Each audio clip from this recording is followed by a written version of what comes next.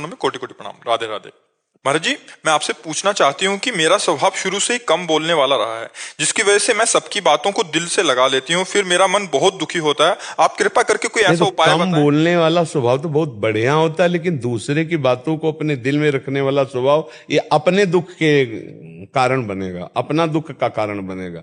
अपने को ऐसा चाहिए कि अपने काम की बात, अपने धर्म की बात तो हम पकड़ लें।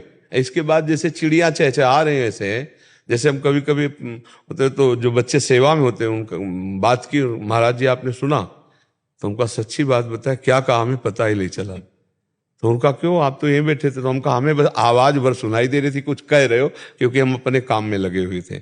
हमें काम की बात है तो श्रवणेंद्रिय सुनेगी, अगर काम की बात नहीं तो अभी हम ऐसे हो जाए तो आप बोलते रहो, कोई फर्क नहीं, हमारा चिंतन अपने चल रहा है। तो अगर सुखी होना है तो ये स्वभाव छोड़ना पड़ेगा कि हमको क्या कह रहा है सामने वाला। हमारे काम की बात है, धर्म की बात है, तो हम उसकी बात मान लेते हैं, सुन लेते हैं। और हमारे काम से बाहर की बात है तो बोलते रहो, आपका मुख है, आपके विचार हैं, आपका जीवन, उसे हम अपने हृदय पे नहीं लेते।